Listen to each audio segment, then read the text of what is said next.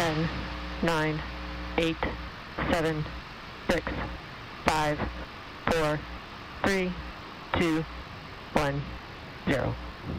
Ignition and liftoff.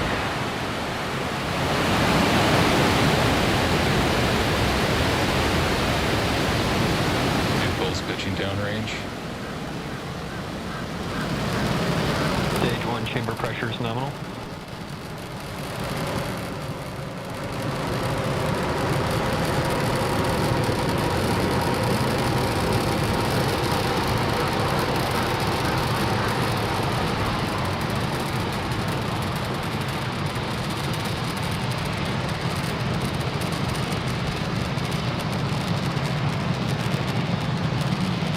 We are T plus 43 seconds into flight. Falcon 9 has cleared the tower and is currently throttling down to prepare for max Q at around the T plus 1 minute and 12 second mark.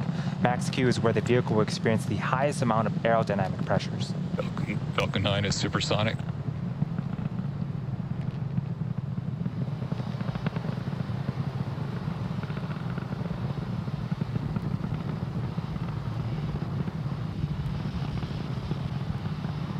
Max Q.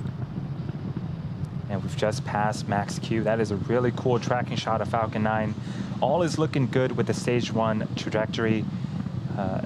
In about a minute, we have 3 events coming up in quick succession. First up is main engine cutoff. That's where the 9 engines on the first stage will shut off, followed by stage separation, where the first and second stages will separate from one another. Shortly after that, we'll have second engine start 1. The Merlin vacuum engine on the second stage will ignite its engine and continue its journey into orbit. MVAC engine chill has begun.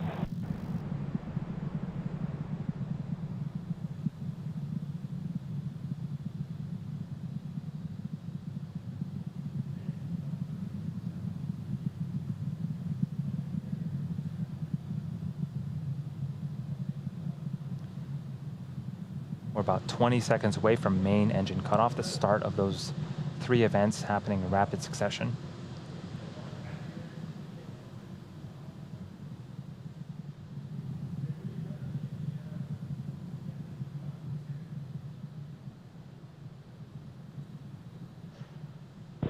Main engine cutoff.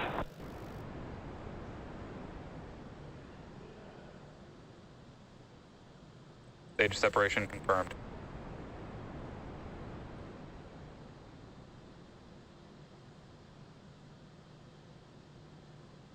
Coming up in a few seconds, we should have the fairing deploy. MVAC ignition. Fairing separation confirmed. And there you can see the 2 fairing halves have separated and fallen away from the vehicle, exposing the 143 spacecraft to the vacuum of space. And as a reminder, our recovery vessel... 1 entry burn startup.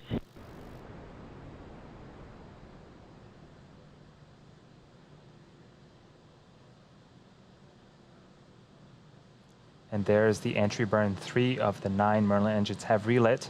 This burn is expected to last for about 30 seconds.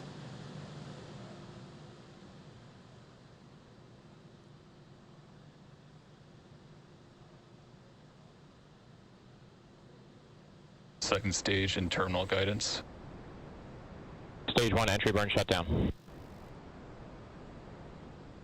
And you can see on screen the entry burn has concluded, and in just a few seconds we should be hearing the call out for second engine cutoff, where we'll shut down the second stage MVAC engine.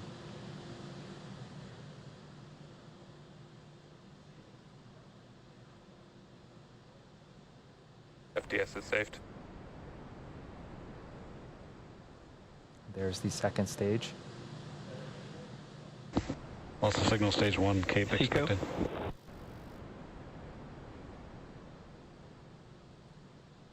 The second stage has shut down its engine.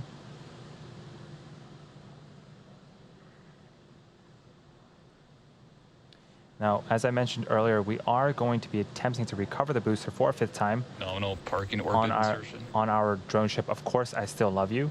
The first stage has 1 more burn left, the landing burn, and it begins just before we touch down and provides the booster with a soft descent before we land. That should be starting up anytime now.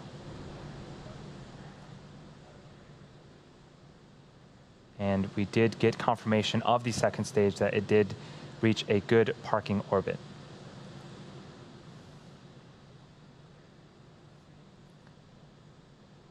Stage 1 landing leg deploy. LOS stage 2, Cape Canaveral expected.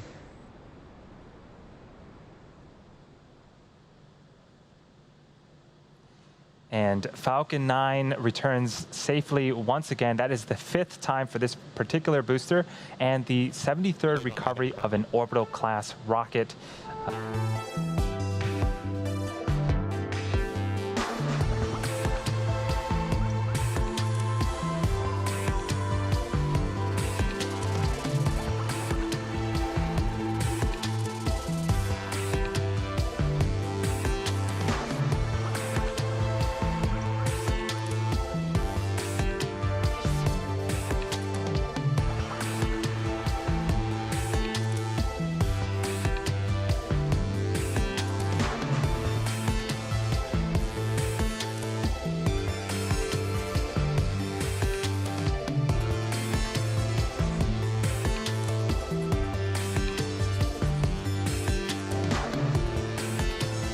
AOS 3.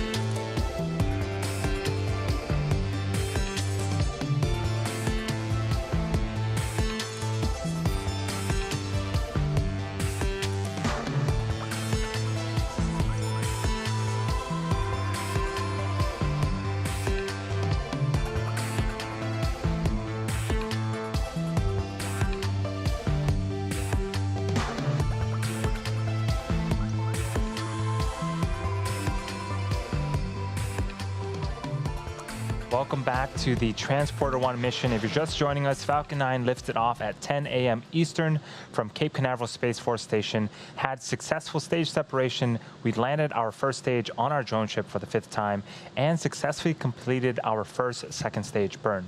On screen right now is a view of the second stage MVAC engine. We are waiting to relight that engine for the second and final burn. This burn will be a quick one, lasting only 2 seconds. And we're expecting that burn to start in just a few seconds here.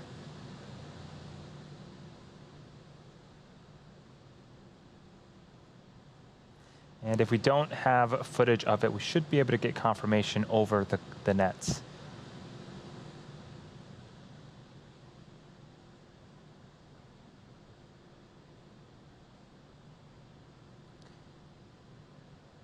And there is second engine startup and then cut off.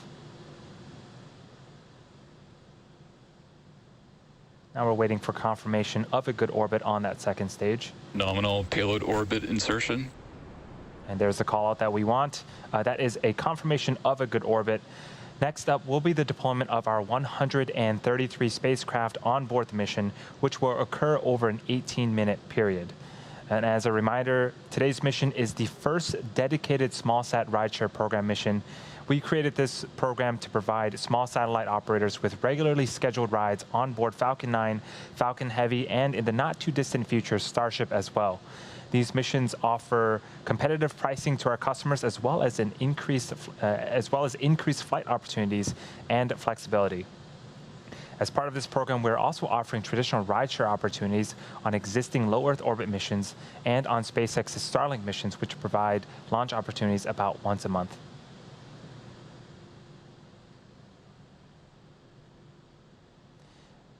The first of those deployments should be happening around the T+ 58-minute and 30-second mark. There's a view of the Transporter 1 payload containing all 143 spacecraft.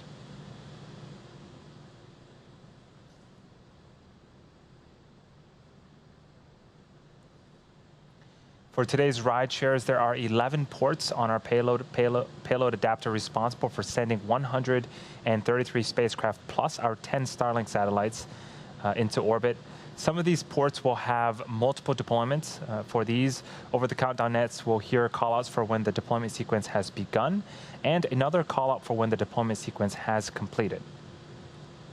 There are also then a handful of ports that will deploy only once, and we'll try to let you know who the customer is for each deployment, along with how many spacecraft are being sent into space.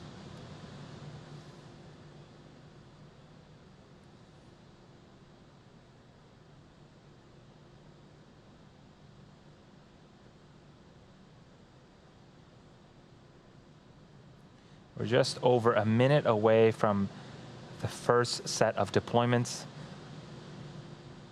Due to the nature of the payload stack, we will not have visuals for every deployment, but we do hope to catch most of them with our 2-camera views. It's also worth noting that we will lose access to ground station coverage for a short period during the 18-minute deployment sequence, and when we reach that point, we'll let you know over the webcast.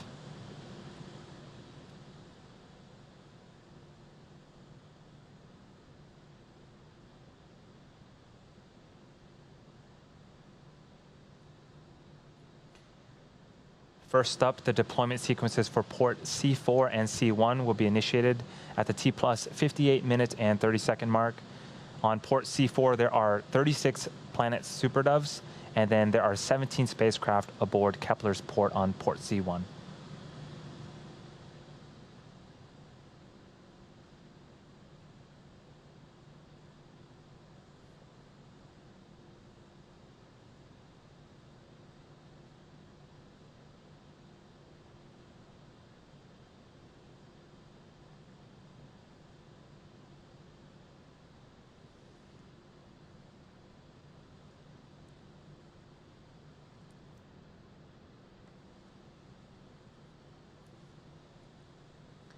And we're hoping to get Ports C4 and C1 deployment sequences initiated.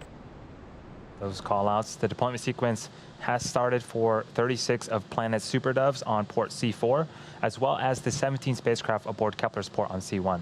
We're expecting these deployments to conclude about 11 minutes from now. In just a few seconds, we should be starting up the deployment for our customer Maverick, which contains 3 CubeSats for NASA's Small Spacecraft Technology Program's VR-3X mission. It's going to be deploying from the aft end fuel dome, which essentially is a small platform mounted on the back end of the second stage fuel dome, right above the MVAC engine. Aft end payload deployed. And there you heard the callouts. 3 CubeSats aboard Maverick's Mercury dispenser have deployed. These are for NASA's Small Spacecraft Technologies Program VR-3X mission.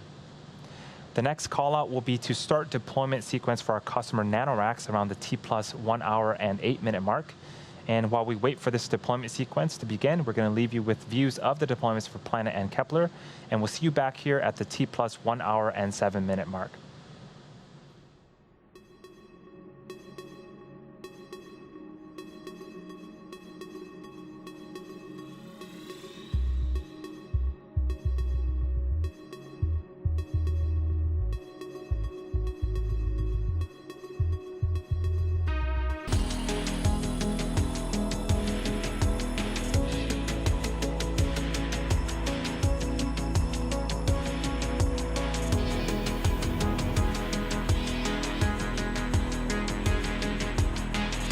Also signals 12 art as expected.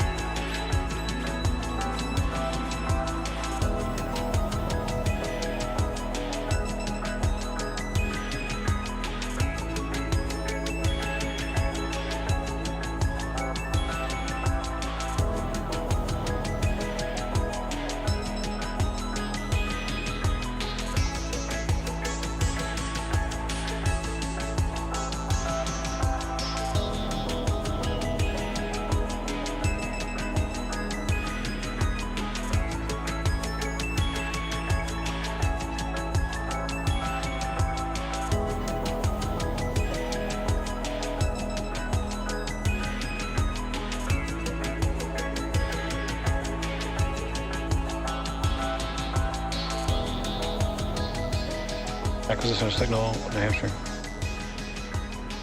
Welcome back to the webcast for SpaceX's Transporter-1 mission. If you're just joining us, we are close to the end of today's mission, which launched this morning from Cape Canaveral Space Force Station in Florida at 10 a.m. Eastern. We then had 2 successful ignitions and shutdown of the second stage Merlin vacuum engine, then successful deployment of our 133 spacecraft for our commercial and government customers. We were also able to successfully recover our first stage for a 5th time on our drone ship, Of Course I Still Love You, and recover both fairing halves from the water. Coming up, we'll have the deployment of our 10 Starlink satellites. It's going to be the first set of Starlink satellites deployed to a polar orbit, and that should be happening in about 30 seconds. And there's a view of the second stage. That right there is a view of the Starlink satellites to the right-hand side. It looks like we lost a signal on the second stage. Hopefully we can get that back. If we don't have views of the second stage, we should get confirmation via the callouts of deployments of those Starlink satellites. Expected.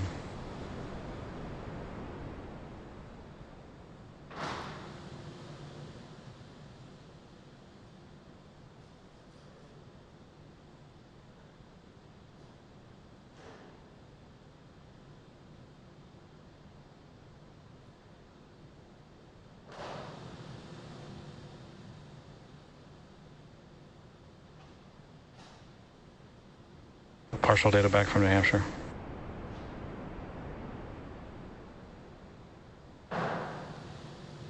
And there goes the 10 Starlink satellites. The first